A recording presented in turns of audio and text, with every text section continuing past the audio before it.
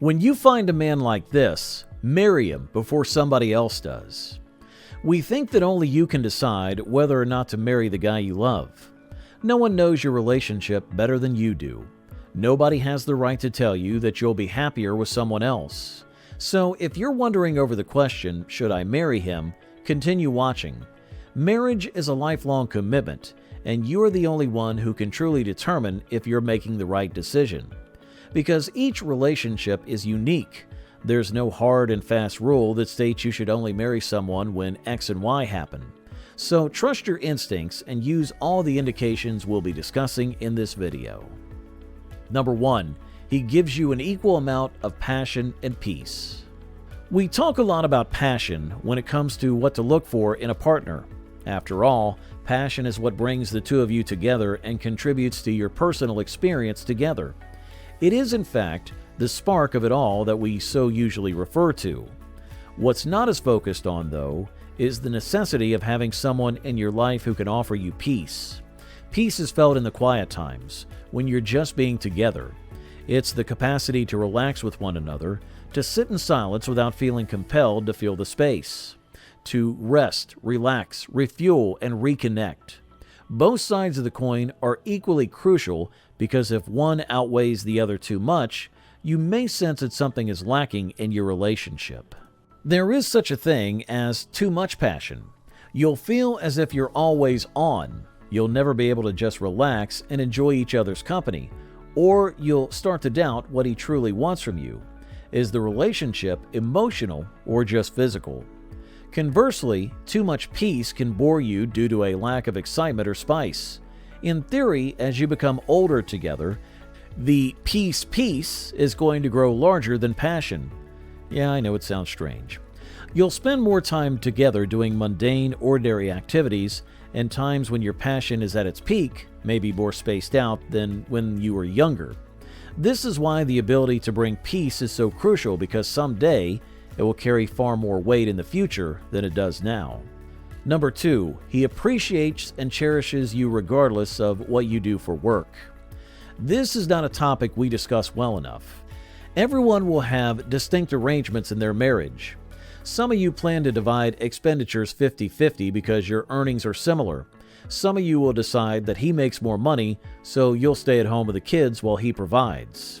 Some of you will decide that she makes more money, so he will stay at home with the kids while you provide for them. There are no rules, no right or wrong, no precise gender roles to follow. Simply what works best for you and your relationship. It is critical, nevertheless, that you are with a man whose opinion of you remains unchanged despite your agreement. I honestly don't believe we talk about it enough. If you agree that he brings home the bacon while you stay at home with the kids, he should never harbor resentment against you or think less of you. Being a full-time mother requires you to work equally hard, but in different ways. If you agree to be the breadwinner, he must have confidence in himself enough to embrace and support your goal rather than being intimidated by it or feeling less of a man because he's pulled back on work.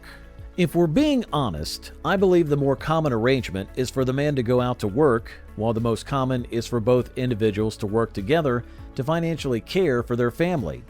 There's no way of knowing who will watch this video, where you will be, or what your background or family life will be like. Therefore, I feel it's critical to give credibility to any conceivable arrangement that may be appropriate for you. Number 3, he lets you in. We've all been there. We've all dated people who were emotionally unavailable for various reasons. Perhaps they had just ended a relationship or were going through a divorce. Perhaps they did not grow up in a family where healthy love was modeled to them. Perhaps they have been hurt so many times in the past that they are hesitant to open up. While all these reasons are totally valid, the man you want to spend your life with must be willing to open up and let you in, emotionally, spiritually, and physically. If someone is unable to do so, it doesn't mean that he's a bad person or is intentionally causing the damage. It might just mean that he has more work to do before he's ready to commit to a relationship in which he can genuinely connect with and trust another person. This is why timing is so essential. You must both be ready to completely receive each other in order for a deep and strong relationship to form between the two of you. Number 4, he makes you feel safe and secure.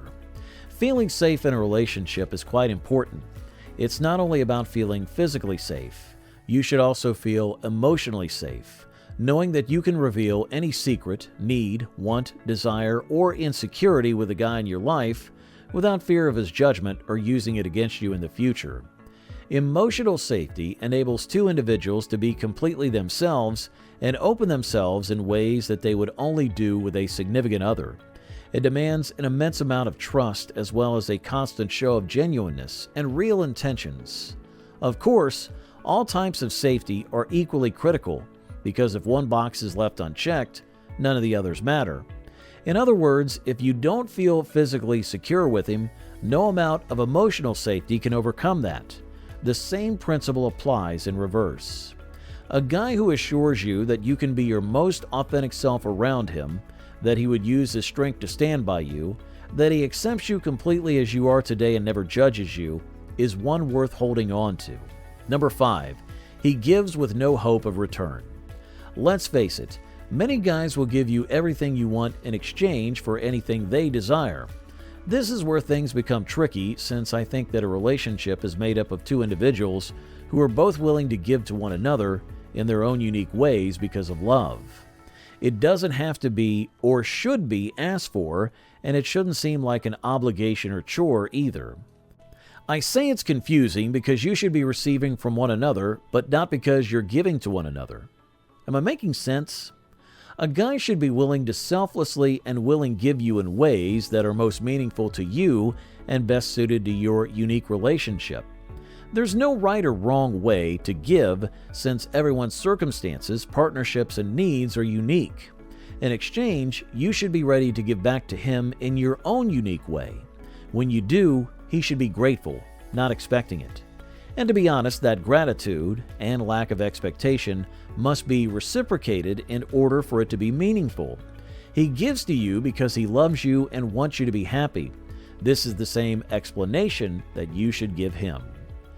Number 6, he accepts responsibility for his acts and mistakes. Now, I hate to be the bearer of bad news, but no one is perfect. Not me, you, or your partner, no matter how many times you tell them they are. We all make mistakes every now and again. We shouldn't be looking for someone who never makes mistakes, since we all know that doesn't exist. It consistently establishes unrealistic expectations and sets us up for failure. We'll nitpick every small mistake someone makes and use it as a reason to walk away. Instead, we ought to look for someone who accepts responsibility when they make mistakes, and then who strives to correct it and put things right. The two must go together. We cannot merely apologize and then refuse to correct the mistake. That makes the apology useless. If, on the other hand, we pledge to understand our acts and strive to be better the next time, it's a sign of someone with integrity and honor. Well, that's about it. Hope it helped, and thank you for watching.